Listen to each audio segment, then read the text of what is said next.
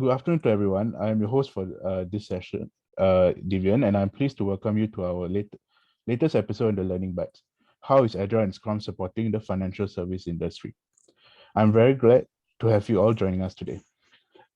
With a shift in many industries, a lot of people have been wondering how Scrum and Agile methodologies can help sectors such as the finance industry.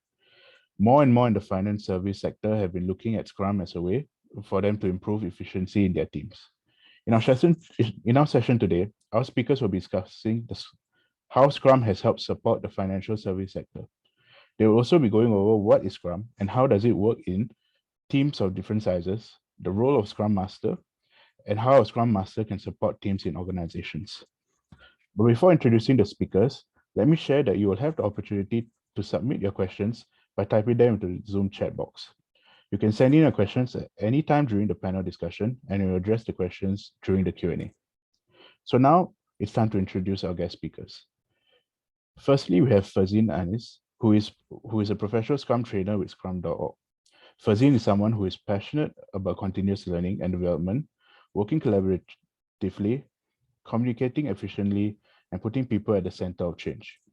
She coaches and mentors individuals to boost their development and performances in personal and professional aspects of their life. We also have Dalen, who is the founder educator at Curious Core and who is the host for today's session. I would now like to pass the time over to Dalen for the rest of the session. Well, thank you so much, Divian, from our marketing team. And welcome, Ferzeen, for joining us today. Divian, either stop sharing or, yeah. Okay, cool. All right, so Ferzeen, welcome. And I think today's session is very much focused on the financial services industry. And I personally know that you have had work experience working with some of the largest banks in the world, including Deutsche Bank in Singapore, as well as Standard Chartered Bank and the Bank of Singapore, which is under OCBC. Over the years, and you are an expert in Agile, and you are helping us with training in terms of the Professional Scrum Master program. So I just want to start off by sort of like asking you, why Agile and why now? Why Agile and why now? Let me start with why Agile. And firstly, thank you everyone, particularly at Curious Core, for having me here. The truth about my professional career is I've been privileged to not know anything pre-Agile. So when I first started my career, and coincidentally was in a financial services organization as my first gig, the projects I was working on were using Agile and were using Scrum. And so for me, I had never seen another way of working, right? And so, but something that I learned quite early on in my career that I often share with the participants on my courses or any of the clients I work with is that I find that I was privileged to not have to unlearn what we now call traditional ways of working. The truth of the matter is, if we're going to talk about why now, it's because our organizations, our governance structures, to some extent, our organizational structure, our project management practices, all of these things over the years have evolved to support, for lack of a better term, archaic ways of developing products. And I use the word archaic sort of kindly, in the sense that there are industries and products that will benefit from being managed quite rigorously through lots of support and structure and process driven. But increasingly, we need to respond to change and volatility and complexity a lot more. And that's why now, I mean, the pandemic is an easy example to throw to, but I don't think that any of us can deny the fact that we live in an ever-changing, fast-paced, complex world, and agility really is the only way for us to respond. So that's why now. And we created Learning Bytes for business owners and people who are kind of new to the idea of like all these tech terms and lingo. So how would you explain it to someone who's never heard of Agile before, like, or Scrum before? Like, what exactly is Agile? What exactly is Scrum? Yeah, absolutely. I will again start by sharing with you that when I joined my job in financial services in an IT project, I had graduated from university with a degree in arts. I'd studied economics and criminology. I have never studied a day of IT or finance or accounting, etc., in my life. I am a professional Scrum trainer today because of the wonderful mentorship of colleagues and coaches and trainers I've met along the way. The thing is, we as human beings, we are agile. We are complex problem solvers. This is our innate human ability. And the way I would explain agile first and foremost is to say being agile in our ways of working is to be able to leverage the human potential to solve problems. It's about not letting processes get in the way or structures get in the way of our innate ability and desire to collaborate, to communicate, to reduce waste, to get the quickest possible, best possible outcomes. And that's what being agile is about. If we are speaking to business owners here or business leaders here, I'm sure that's what we dream for our organizations, that we're minimizing waste, that we're delivering value both to our customers and to ourselves. And therefore, that's how I would explain what being agile is about. The technical way to explain agile is really the Agile Manifesto, which was published in 2001, which is a set of 4 values and 12 principles, freely available. Welcome to Google agilemanifesto.org. But again, I mean, the main call out around the Agile Manifesto is, remember, it's not a methodology, it's not a framework. It's the result of 17 thought leaders coming together and sharing that they have uncovered and are continuing to uncover better ways of developing solutions to problems. And the way to do so is to highlight these values and these principles. So that's sort of how I would explain agile with a capital A is the Agile Manifesto, agile with a small a is that innate human ability. Scrum, that's wonderful explanation. And yeah, moving on to Scrum, sounds like a very, very technical term. It does. What's interesting is I think a common way people understand Scrum is it is a framework from Agile, like Agile gave birth to Scrum. The thing that I tell people is the way to think about Scrum is it's actually a co-parent of the Agile movement, right? So just sort of if we, over time, sort of since the 50s, 60s, 70s, we've developed technology and products in a certain way. And around the 80s and 90s, there were lots of experiments being run in teams and organizations on how to develop software differently, because we didn't want to necessarily wait 3 to 5 years to get results or feedback from customers. And Scrum is one of many frameworks that were published in the 80s and 90s. For those of us who are more technically inclined, we may have heard of things like XP, DSDM, Rapid Application Development, or Scrum. These were all these frameworks that were designed to help people develop software differently.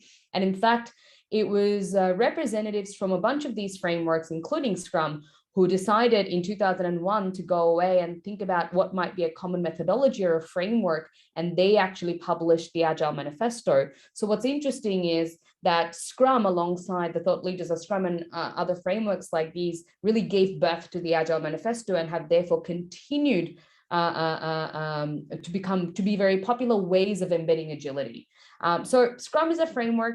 There are lots of other frameworks out there that are quite closely tied to that Agile Manifesto. And therefore, the way I encourage people to think about it is, if you are in a complex problem solving or in a product development context, Scrum is a very simple framework to use to help you be more agile. It really is about embedding agility, embedding those values and principles in your team or in your organization. I think that's really good to kind of know that it has origins from software development and from tech, and it's very, very commonly used in many tech startups around the world. I was just wondering, is it applicable outside of like developing software products? Is it actually useful? Have you seen people use it especially in the financial services context outside of software? Yeah, I am actually hugely passionate about removing Scrum from the technology product side of things.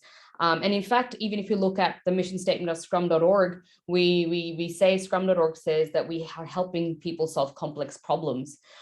So whether you're working in marketing, in recruitment, in legal, in financial services, product, for me, a product can also be a service, or shall I say, a service is a product. It is something that delivers a value and outcome to a customer. And therefore, if you're delivering a service, you're delivering a product. So financial service being a service, I feel you're in product development space. I feel like financial services as an industry are absolutely solving increasingly complex problems. And therefore, Scrum is a framework that can absolutely help you solve those problems. Fundamentally, the way to think about Scrum is that Scrum as a framework leverages your ability to be empirical, which is to learn based on evidence, is to act based on evidence and experience. I think financial services, particularly because the industry of financial services is so increasingly disrupted, it can benefit from experimenting, from experiencing, and from making evidence-based decisions, which I think Scrum helps financial services with. Yeah, thank you for sharing on that. I mean, I've personally seen it work in operations and in marketing. And in fact, I am a fan of Scrum, and I actually practice parts of its rituals in the way we run our company as well, and how we improve our customer experience and customer service, just to continuously improve the way we deliver our programs and the way we do things in the company. And when I first worked for a financial services firm called Aviva, and that was actually my first exposure to the Agile mindset and Agile methodology called Scrum. And I remember asking a really stupid question to my Scrum Master: what exactly is it that you do here? So do you mind explaining, like, what do Scrum Masters do, and what roles do they play in, say, a technology setting and and if they do exist in a non-technology setting as well? Yeah. I mean, if Dylan, if I could tell you the number of times I've been asked that question, I think I should just be paid for having to answer that question. I will say that for those of us who take on the role of the Scrum Master the way it is intended to, it does tend to be a thankless job often, and a lot of the work we do is invisible. And therefore, I actually understand and respect those kinds of questions. The way to think about firstly the phrase Scrum Master is a Scrum Master is a master of Scrum. That's how I define it, right? Their subject matter expertise, if any, is the why of Scrum, the how of Scrum, and of course the what of Scrum, right? Now, the Scrum Guide is a 13-page document freely available to everyone, right? Like I mentioned, it's a simple framework, right? But Ken Schreiber, who's one of the co-founders of Scrum, actually uses this metaphor to explain Scrum, which is, while the rules are quite simple, it's quite difficult to master. You want to think about Scrum the same way you want to think about the games of chess, the game of chess. There are some solid rules to follow. It's very standard to follow those rules. However, only certain people become grandmasters of chess, right? And only certain teams and organizations will really be able to leverage the benefit of the Scrum framework. It is about practicing and improving that framework, right?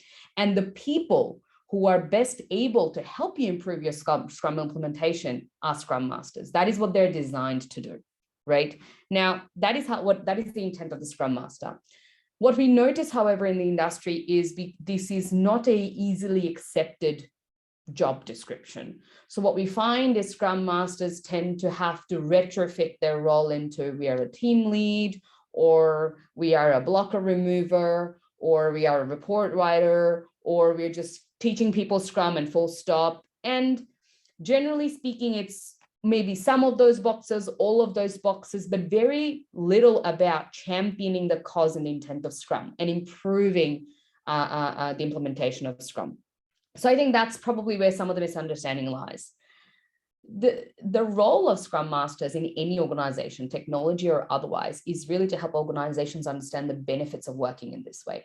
In fact, the best Scrum Masters will often say, on top of the core elements of Scrum, there's so many other practices and adaptations really people will have to leverage to be able to be an agile organization, and Scrum Masters can and should be bringing those tools to an organization. So I do believe Scrum Masters play a powerful role in an organization, but Scrum Masters are often, unfortunately, challenged from living up to their potential. Yeah, that's a really good point. And I was just wondering, you've spoken about impact, right? So what kind of impact can we see by hiring a Scrum Master or getting our team members trained in Scrum? You know, what kind of tangible business impact have you seen in your field of work over the years? Yeah. I find it's actually quite easy to measure the success of your Scrum implementation or of your Scrum Master, right? It depends on the quality of the metrics we're using, right? I always say that the success of your Scrum implementation or the success of yourself as a Scrum Master will be seen first and foremost on the value and quality metrics of your product. And I mean both of those simultaneously. They kind of go in par.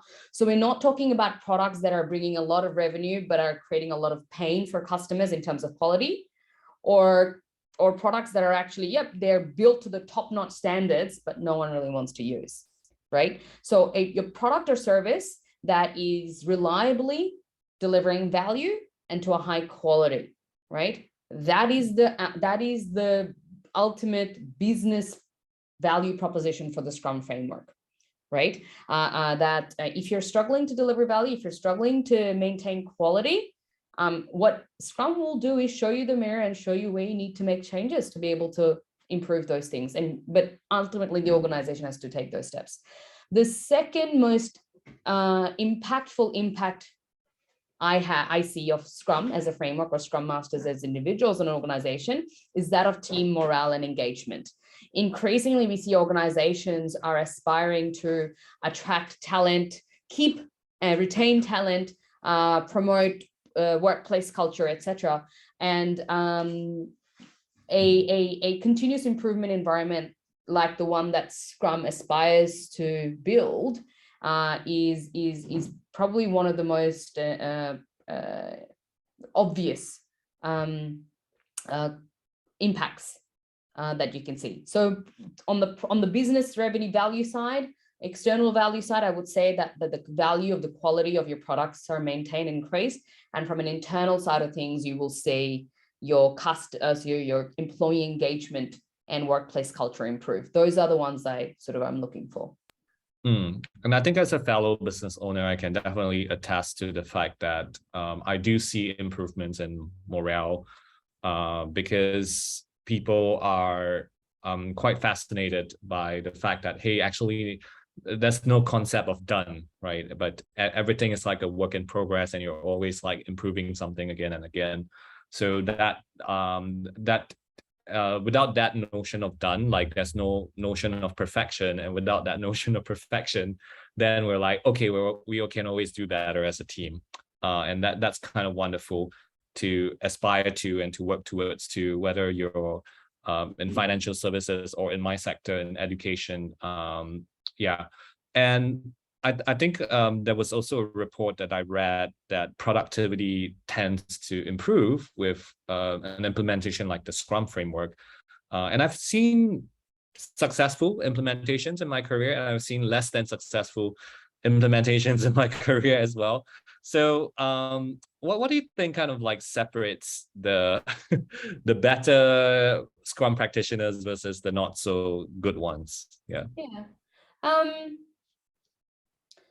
So the not so good Scrum implementations have a fun name in the industry. They're called zombie Scrum, or sometimes mechanical Scrum. Less fun, but I like the term zombie Scrum, because the way to think about it is that it looks like, it smells like, it feels like Scrum, but there's sort of no heart in it, no soul in it, right? And this is the thing, like I keep mentioning the Scrum framework's like 13-page document. There is 11 elements to the Scrum framework, right? I mean, technically we're on this webinar. I could read you the 11 elements and we're done with Scrum. How powerful a tool could that be, right? And this is the thing. You could be having a product owner develop a Scrum Master. you can be going to as many planning meetings and daily stand-ups and reviews and retros, and you're sort of you're going through the motion, right? What separates good Scrum implementations from zombie Scrum implementations is the intent, right? And so, for example, in my the first financial services organization I was working at was at National Australia Bank here in Australia. And I was working in digital products, and I saw the good, the bad, and the ugly, right? It was interesting because as a business analyst back in the day, I had the luxury of moving around different teams. And it really, sometimes it really depended on the ability, not the ability, the experience and the understanding of the team itself on the Scrum framework. And why are we doing these things? You know, many people were just sort of rocking up to planning because they had to. They were going to daily stand-ups because they had to. They were coming to retros to vent, you know, and it's going through the motions. I still remember my first ever excellent Scrum Master who I met in the same organization. And I remember when I met this person and the way he explained why we do certain things or why we want to do X, Y, Z in a certain way. I knew I wanted to be this person or work with this person, if that makes sense. So it was about going back to the why.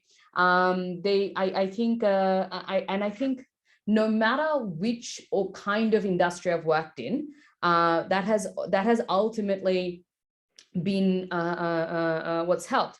I always tell people, look, if you can't implement Scrum in its entirety, don't bother, because every element of Scrum is designed like that, again, that wonderful chess game to work with each other. But if you're going to say, let's play a game of chess, but let's not use pawns, you know, it's kind of going to not work quite well. And then we tend to blame Scrum for not working, right?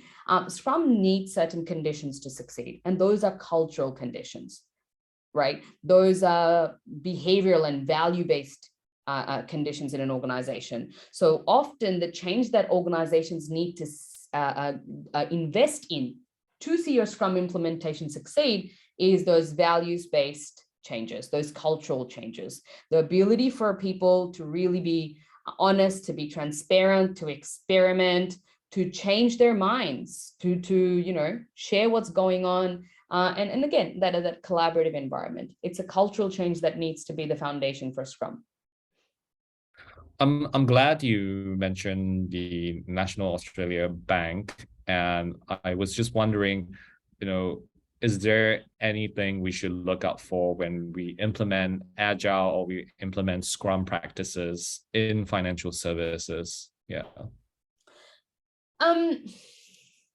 So I think the first thing to be mindful of is there is no model.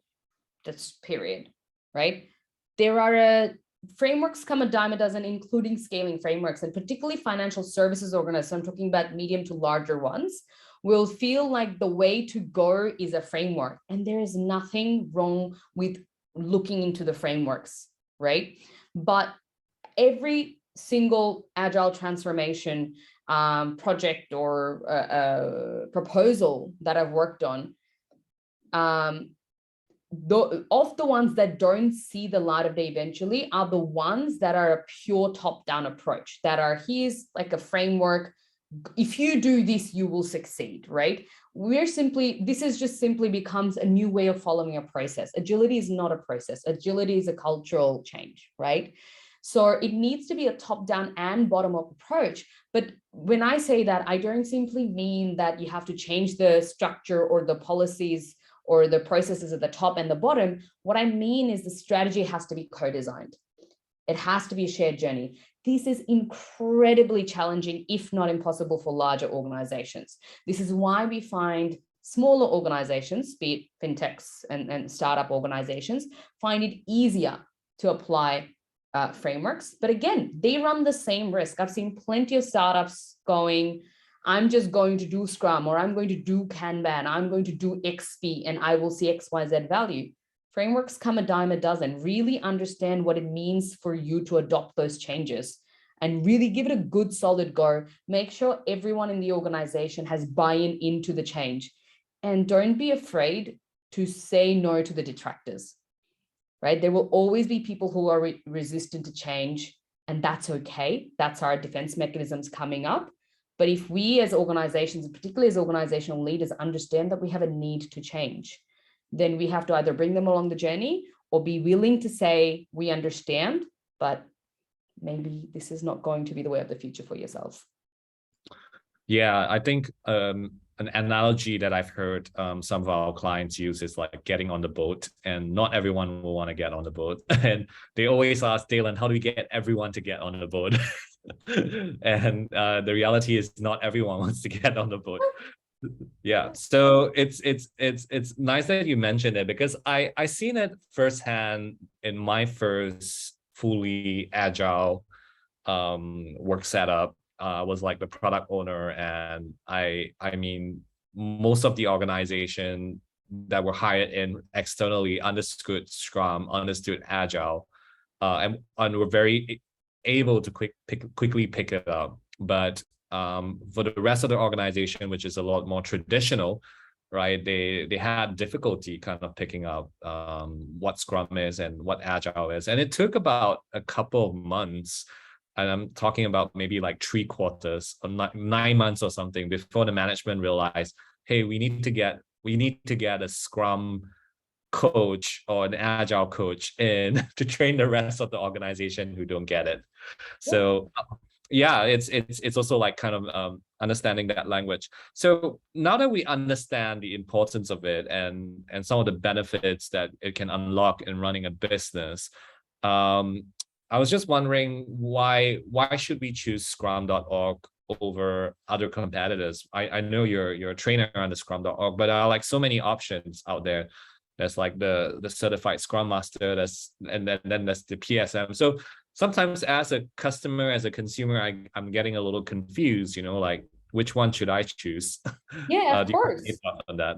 Yeah, absolutely. So I think you're referring to specifically going for a certification pathway with Scrum.org, which they have the PSM. So all the professional Scrum anythings come from Scrum.org.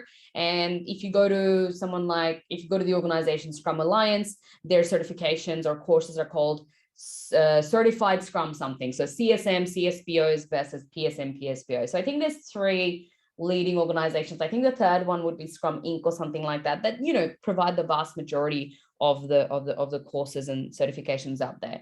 So look, I'm going to try and be as objective as possible in sharing, of course, because I'm biased. I'm a professional Scrum trainer with Scrum.org.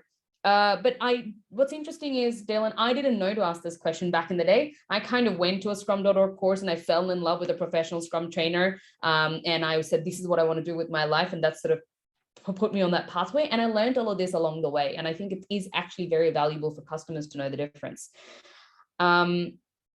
The main way I think about the difference between Scrum.org and Scrum Alliance, for example, who are probably the main competitors, particularly in the Asia Pacific region, is the community of trainers and how the quality and globalization or standardization / of the content, right? Simply put, the Scrum.org trainers, such as myself, we are a community of 300 or so professional Scrum trainers that we go through our own good vetting process. We have to do things every year to maintain our licenses, but the courseware and the learning objectives that we deliver across the world are standard. So they're centrally maintained at Scrum.org. We ourselves contribute to and maintain that courseware. There are usually some course stewards who are at the helm. This changes every year, but they're at the helm of ensuring it's all up to date. Simply put, though, this means whether you go to a PSM course or any Scrum.org course in India, in Singapore, in Australia, in Paris, in South America, in Mexico, in North America, it's the same course, right? You're getting the same courseware. The main thing that's different is potentially the trainers, of course, experience, their local exposure, and of course, they bring their own style, right? Some people will bring their own delivery style. Some people will bring their own activities, but the learning objectives are the same, right? So you basically are getting a global standard courseware. This also allows the exams from Scrum.org to be at a really high quality and standard level. So again, you go for the same PSM or PSPO or whatever exam, across wherever you are taking this course from, and you're prepared adequately, generally speaking, right? So that's the value proposition. The difference being with the courseware or trainers from Scrum Alliance is that while they do align to certain while they do align to learning objectives, they do use their own courseware. So every trainer uses their own courseware, and this means that, well, you develop a relationship and expectation of the trainer. So there's an inability for them to standardize the courseware, right? And therefore, this also means that the exam, I will say, and this is trying really to sound objective here, the exam is at a much lower level of rigor because, of course, it's unable to be maintained centrally, right? Personally, as a trainer, I find the community at scrum.org incredible. At any given point in time, I have 300 brilliant minds ready to help me and my participants, and I've experienced that almost on a daily basis. Every day, I'm one Slack message away from 300 people responding to a question that a student has that I don't have the answer to, and vice versa. So I think if you have good relationships with someone who is a certified Scrum trainer, you're probably likely to have a very good experience, but otherwise it might be a little bit of a gamble. That's just sort of my sense. Thanks for sharing that. And of course, we try and be as objective over here as possible.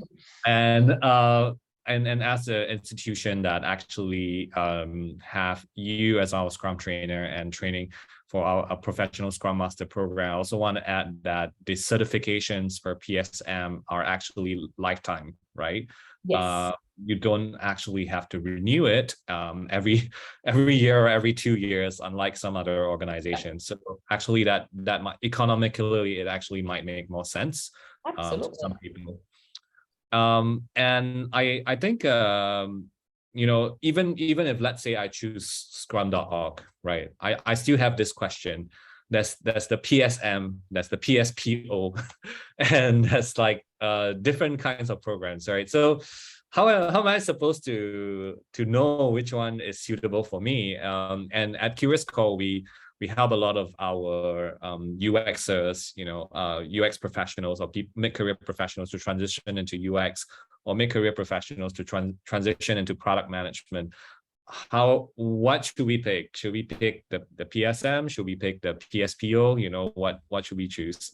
Yeah, it's a great question. I think if we're looking to learn about Scrum as a framework, I would recommend either the Professional Scrum Master course, which tends to be the most popular choice, or even the Applied Professional Scrum course. Now, the Applied Professional Scrum course really is designed to sort of take you through a whole Scrum experience over two days, right? So especially if you're someone who might even be completely unfamiliar with the jargon, that's a really good place to start. It gives you an access to the same exam, the PSM1 assessment certification. So you still get the same opportunity to apply for the PSM1 exam the same way you would if you did the PSM course, the Professional Scrum Master course, because they're both, the assessment is not tied to a specific course. The assessments are standalone courses. If you've got your knowledge and understanding and or experience in Scrum, you should be able to pass the PSM1 assessment. So yeah, I think if you are looking to understand Scrum well, whether or not you're looking to be a Scrum Master, either of those two courses are great.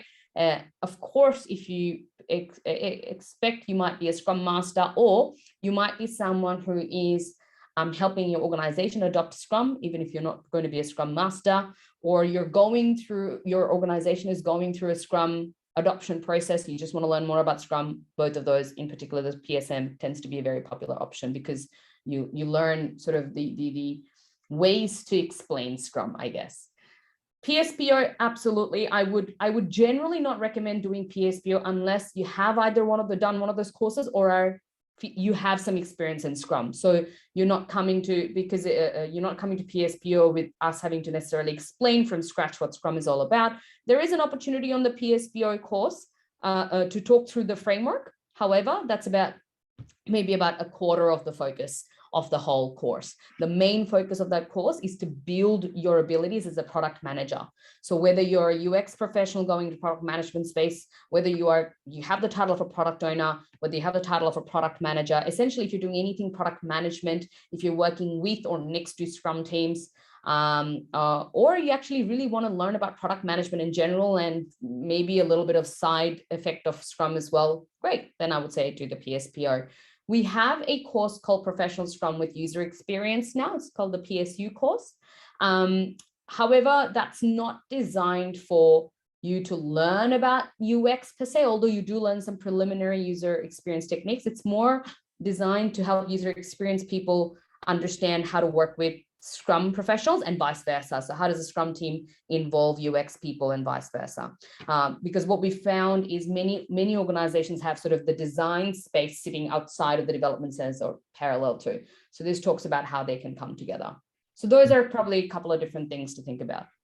Yeah, sounds like multiple options, but looks like the most popular and the safe choice is actually to just take PSM1. Yeah, if nothing else, you will learn what's the next best step for you. I think that's a very good first step to take, and then figure out where you might want to go next.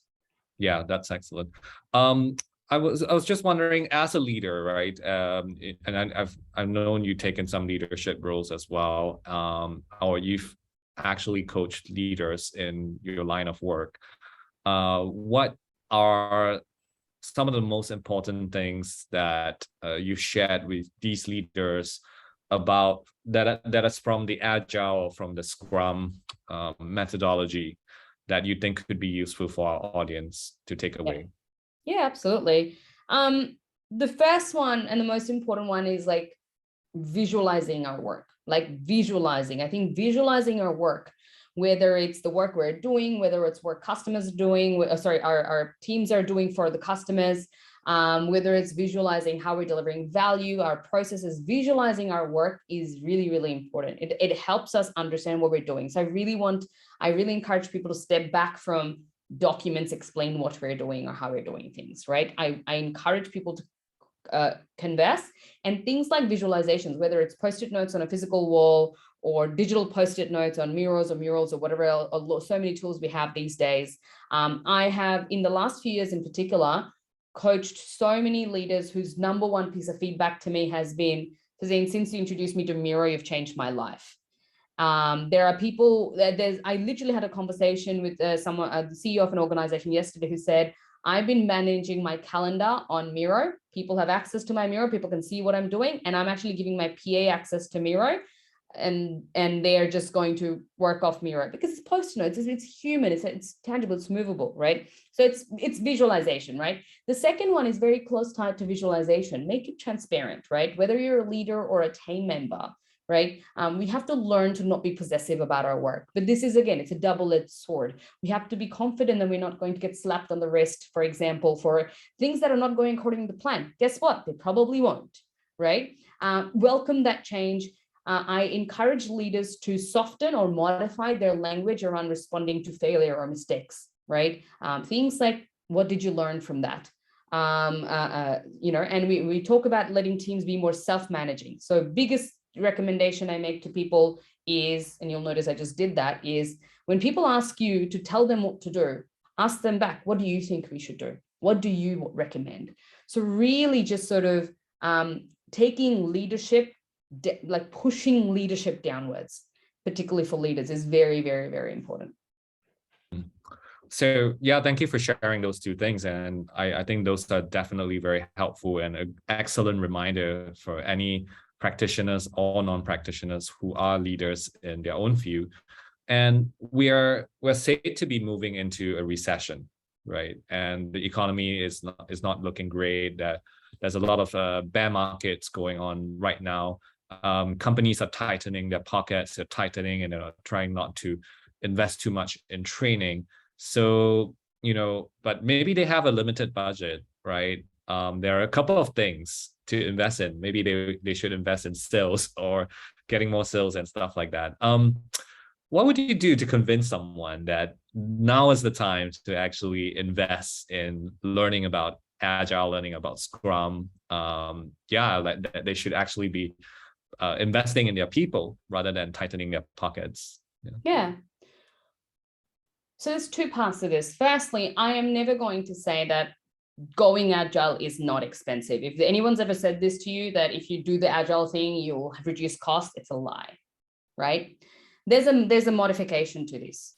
investing in Agile will cost you a bunch of money up front, including the learning curve. The learning curve is a big part of this, right? Things are changing, you're learning, you're going to invest in that time. Your productivity even may take a dip before it sees a peak, right? The difference is you're no longer going to make sunk cost style decisions. So it's a difference between paying, $5 million for a project that doesn't see the life of day over 2 years versus paying maybe $500,000 right now to see whether or not your product has any value, right? And if you don't, that's $500,000 worth of risk you've managed to mitigate as opposed to a $5 million risk, right? That's sort of the kind of thing I think about.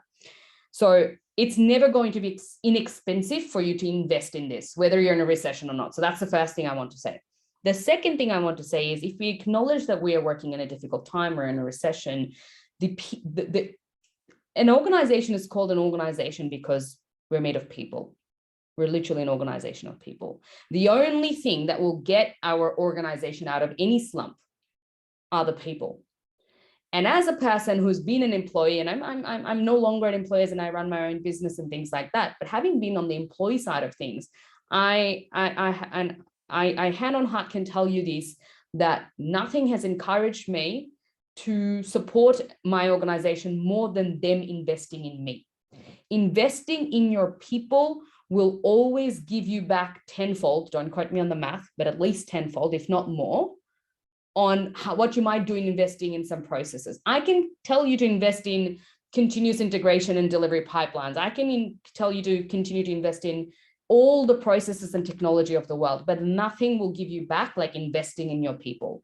And I'll be honest, I do particularly the PSM1 training, I do at least once a week, if not more sometimes. There's a whole module where we talk about building high-performing teams. And 80% plus of the responses when we talk about this module is that it's not money necessarily that motivates people to do good things. It's things like relationships, it's things like team culture, it's things like whether you're getting to improve what you're doing. And this opportunity to learn and develop comes up all the time. Invest in your team and they will give back to you. And that is an excellent reminder, even for myself as a leader of an organization, running an organization that's helping people with their talent development needs.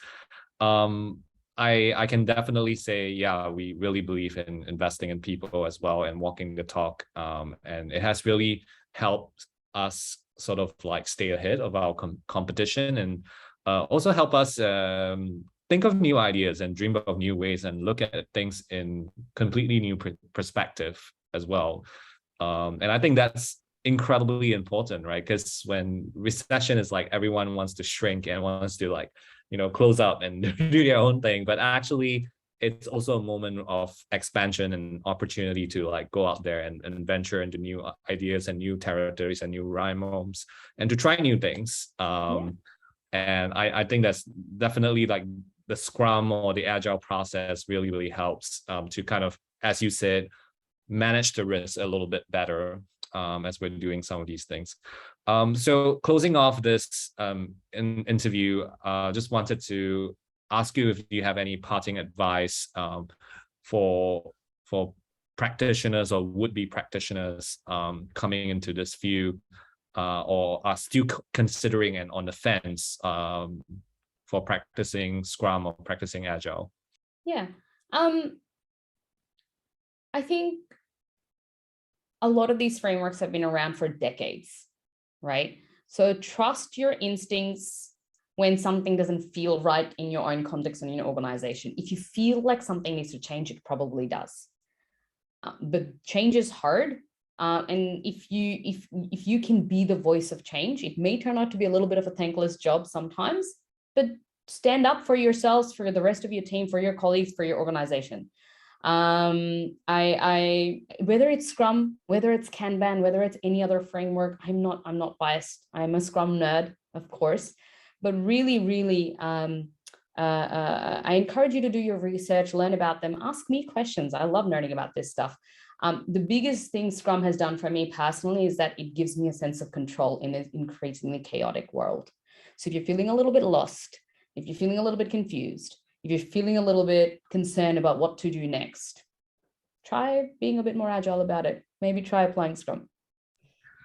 Yeah, that's wonderful advice for life. And I actually at some point I wanted to say like you sounded like giving parenting advice, because I was like, oh, you let them develop on your own and stuff like that. I was like, this is really interesting, but that's a topic for another day. Probably, yeah. I'll bring my personal Scrum board for that chat. I use Scrum in my personal life. That is awesome. Yeah, that's so interesting. I think there's so many ways to implement it, and it's that's like one of the first things I heard about Agile was like Agile's a mindset, right? And I really never understood it until I live it and I breathe it and I actually practice it. So this is really great. Lovely conversation with you, Ferzeen, and thank you for doing this. And we do run Learning Bytes every month, where we invite different speakers, and these are meant to be shorter sessions from our longer webinar sessions to really like compress things down. So I'd like to thank all our live audience for joining us today. And before we end off, I'd like to hand over to our marketing team, Vivian, and to share with us a little bit about what we do. Okay, thank you, Dylan.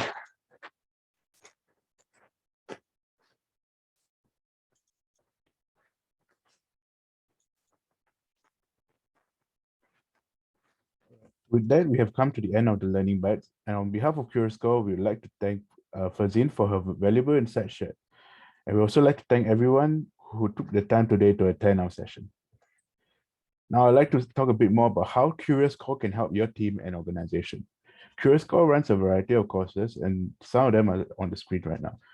We run career conversion programs, UX/CX courses for teams, design thinking courses for teams, as well as product management courses for teams. We also do customizable masterclass and group and individual coaching. If you enjoyed today's session and would like to watch the other videos in our Learning Bytes series, do subscribe to our YouTube channel with the link being on the screen right now. We also like to share that we do run a 2-day intensive professional Scrum Master, and our guest speaker for today, Ferzeen, is the instructor for the course. Our next course dates will be on the 7th and 8th of September, and if you want to know more information, do click the link that's being shared in the chat right now. And with that, we would like to thank you all for joining us today. Have a good day and see you all at our next Learning Bytes session. All right. Thank you, everyone, for joining us.